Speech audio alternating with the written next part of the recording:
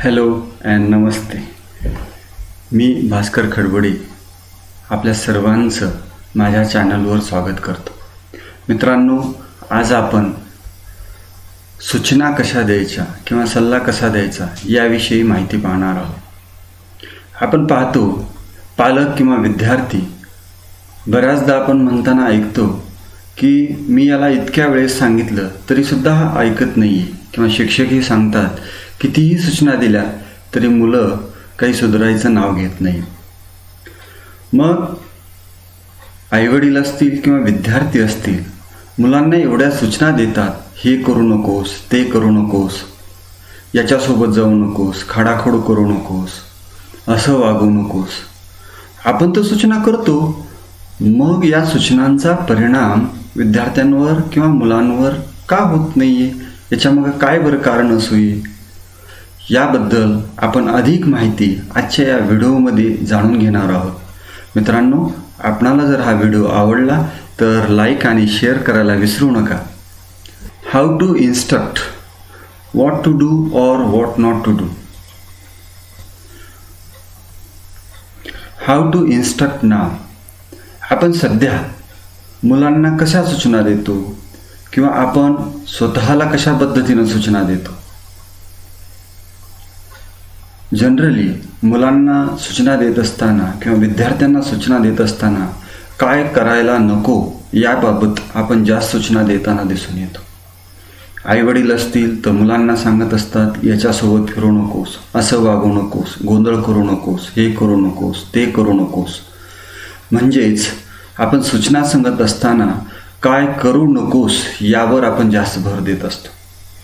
तर मित्रांनो, जनरली आपल्या या सूचना ज्या आहेत, या सूचना निगेटिव्ह असताना आपल्याला दिसून येतात. तर यावर आपण काय करायला पाहिजे. Look this picture. This is the picture of chimpanzee. It is our cousin. हे चित्र काळजीपूर्वक निरीक्षण करा. आपण जर हे चित्र पाहिलं असेल तर माझ्या सूचनांचं पालन करा. आपण सर्वांनी डोळे बंद करावेत. केला डोळे बंद, एक दीर्घ श्वास घ्या आणि मी ज्या सूचना सांगतो त्या सूचनांचं पालन करा. आपण आपल्या मनामध्ये कसलाही माकडाबद्दलचा किंवा चिंपांजीबद्दलचा विचार येऊ देऊ नका.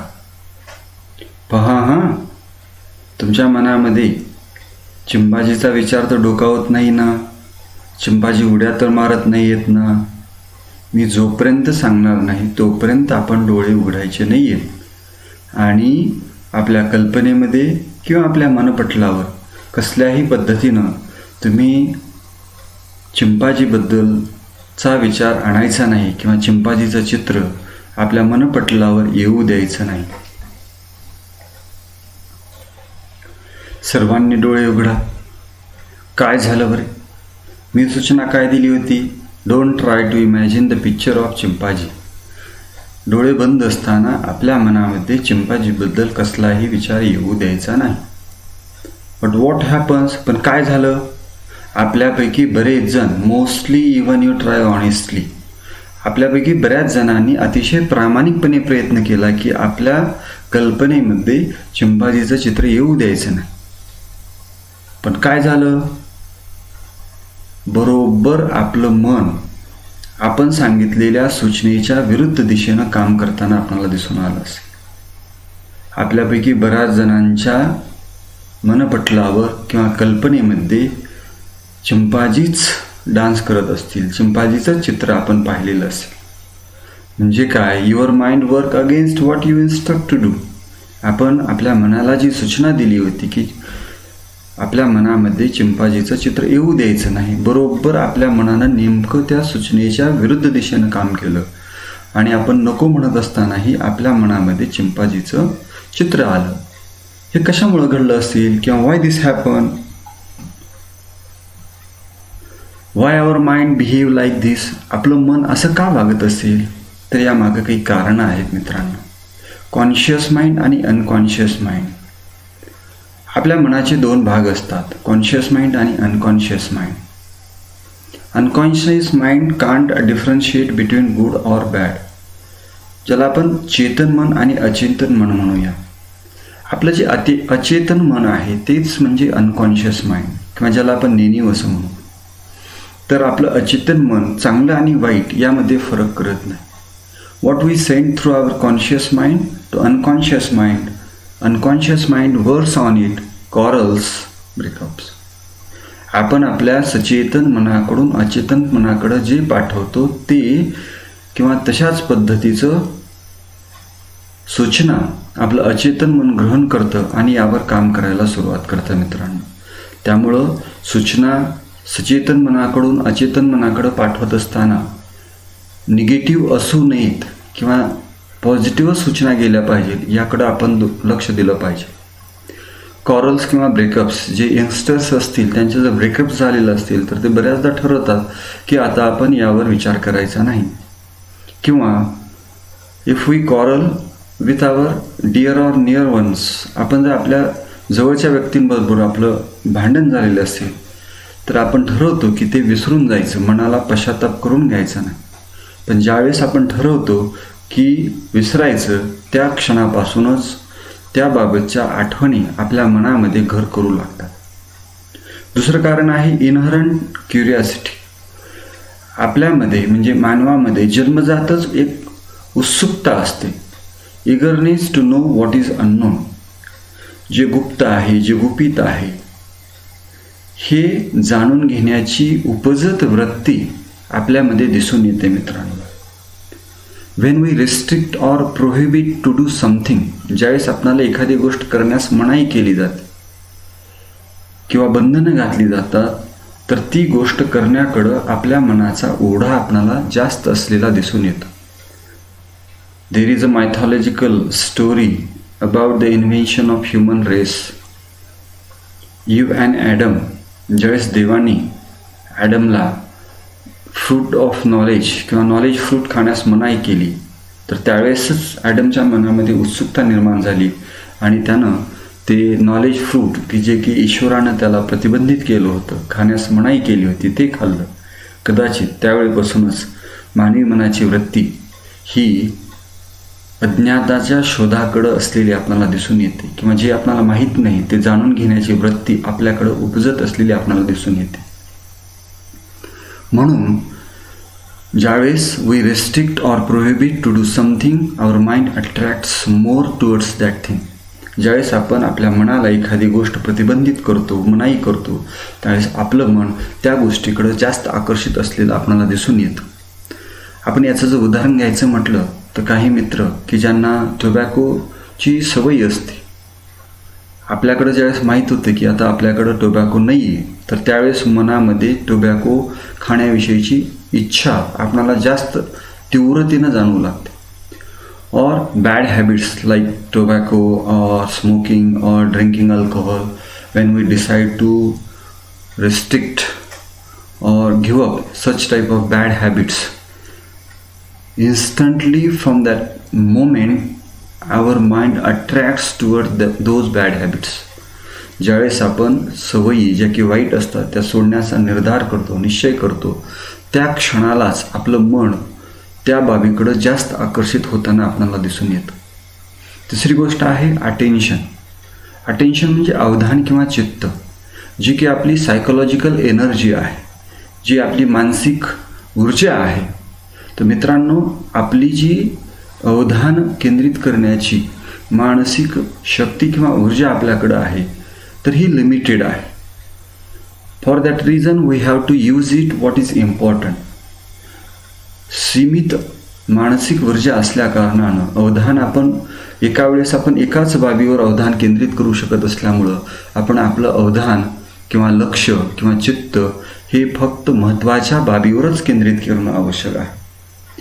डिवाइड ऑफ अटेन्शन एक रूल आहे. जर आपण आपलं चित्त विभाजित केलं, when we try to do more than one thing at a time, nothing will done good or better. एकाच वेळेस आपण एकापेक्षा जास्त बाबीवर जर लक्ष आपलं अवधान केंद्रित करण्याचा प्रयत्न केला तर आपल्याला असं दिसून येतं की आपण करत असलेल्या कामापैकी कोणतंही काम व्यवस्थित होताना आपल्याला दिसून येत नाही. What happens when we give suggestion or instructions? आपण पाहिलं की आपलं मन नेमकं आपल्या आदेशाच्या किंवा सूचनेच्या सल्ल्याच्या विरुद्ध का जातं याबाबतची काही कारणं आपण पाहिली. आता ज्यावेळेस आपण अशा सूचना देत असतो की ज्या निगेटिव्ह असतात किंवा ज्या काय करू नकोस याबाबत ज्यावेळेस आपण मुलांना किंवा विद्यार्थ्यांना सूचना देतो तर त्यावेळेस नेमकं काय घडत असेल. When we give suggestion or instructions to us, children, teenagers or students, ज्यावेळेस आपण स्वतःशी सुसंवाद साधत असताना, आपण इतरांना सल्ला देत असताना किंवा विशेषतः लहान मुलांना किंवा टीनेजर्सना आपण ज्यावेळेस सल्ला देत असतो की एखादी गोष्ट करू नकोस तर त्यावेळेस नेमकं काय घडतं.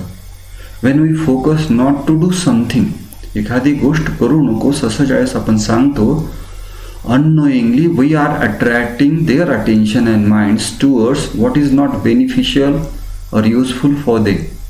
आपण जी गोष्ट करू नकोस असं सांगत असतो आणि आपणाला वाटतं की आपण मुलांना वाईट बाबींपासून दूर ठेवतो, पण आपण आपल्या नकळतपणे आपल्या मुलांचं लक्ष या वाईट गोष्टीकडं आकर्षित करत असतो किंवा आकर्षित होण्यास मदत करत असतो. आहे ना आश्चर्यकारक. जरी आश्चर्यकारक असलं, आपणाला जरी वाटत असेल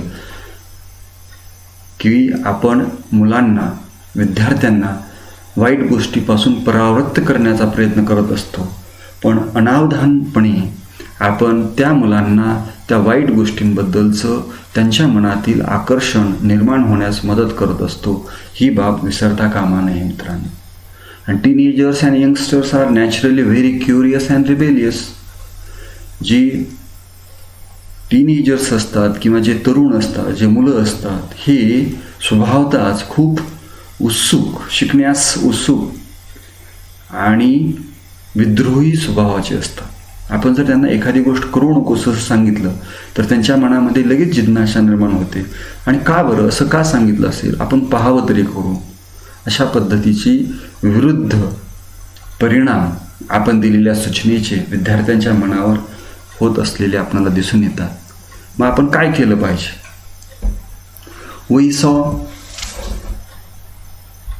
आपण पाहिलं की आपण ज्या सूचना देतो त्या सूचनांपैकी बऱ्याचशा सूचना ह्या काय करू नकोस यावर आधारित असतात आणि आपल्या मनाची वृत्ती अशी असते की आपल्याला जे नको वाटतं किंवा जे करू नकोस असं सांगितलं जातं त्याकडे आपलं मन हे जास्त आकर्षित होताना आपल्याला दिसून येतं.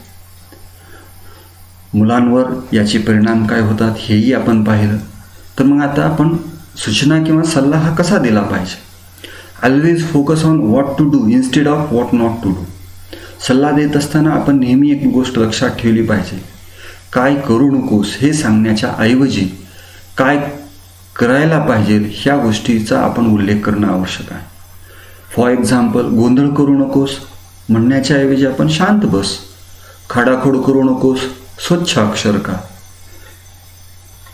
आगाऊपणा करू नकोस, व्यवस्थित राहा. किंवा मोठ्यानं ओरडू नकोस, शांतपणे बोल. याच्यासोबत फिरू नकोस, त्याच्यासोबत फिरू नकोस हे सांगण्याच्या ऐवजी मग आपण काय करायला पाहिजे. उद्धटपणा करू नकोस याऐवजी आपण जर त्यांना सांगितलं की नम्रपणे वाग, म्हणजे आपण काय करायला पाहिजे याच्यावरच जास्त फोकस करणं आवश्यक आहे. म्हणजे सूचना देत असताना काय करायला नको याऐवजी काय करायला हवं अशा स्पष्ट सूचना आपण देणं आवश्यक आहे. Always provide substitute while prohibiting or restricting something. ज्यावेळेस एखाद्या गोष्टीची आपण मनाई करत असतो किंवा ती करण्यापासून बंधन घालत असतो तर अशा वेळेस आपण त्याऐवजी काय करायला पाहिजे याच्यावर आपण जोर दिला पाहिजे. जसं की गोंधळ करू नकोस असं म्हणण्याच्या ऐवजी आपण शांत राहा असं म्हटलं पाहिजे. किंवा TV पाहू नकोस असं म्हणण्याच्या ऐवजी अभ्यास करत बस, पुस्तक वाचत बस. म्हणजे काय करायला पाहिजे यावर आपण जास्त जोर देणं आवश्यक आहे. Be attentive and focused what is beneficial or important for better results. आपण ज्यावेळेस स्वतःशी संवाद साधत असतो, एक विद्यार्थी म्हणून, युवक म्हणून किंवा एक व्यक्ती म्हणून किंवा पालक म्हणून, जसं आपण इतरांना सल्ला देत असताना काय करायला पाहिजे यावर आपण भर देणं आवश्यक आहे किंवा याचा आपण उल्लेख करणं आवश्यक आहे, तशा पद्धतीनं स्वतःशी संवाद साधत असताना सुद्धा आपण आपल्यासाठी काय चांगलं आहे किंवा आपण काय करायला पाहिजे याच्यावरच आपण जास्त लक्ष देणं आवश्यक आहे. मित्रांनो, लक्षात ठेवा, don't waste our time and energy to recall what not to do. आपण आपला वेळ आणि आपली ऊर्जा अशा बाबीवर खर्च करायला नको की जी बाब आपल्यासाठी वाईट आहे किंवा जी गोष्ट आपल्याला करायची नाही. तर याऐवजी आपण आपलं अवधान, आपली ऊर्जा आणि आपला वेळ हा फक्त आणि फक्त आपल्यासाठी उपयोगी असणारं आणि आपल्याला नेमकं काय करायचं याच बाबीवर आपण लक्ष केंद्रित करणं आवश्यक आहे. तर धन्यवाद. Thank you for watching. Don't forget to subscribe. आपणाला जर हा व्हिडिओ आवडला असेल तर माझं चॅनल सबस्क्राईब करायला विसरू नका. Thank you once again. We will meet soon in another video. Thank you.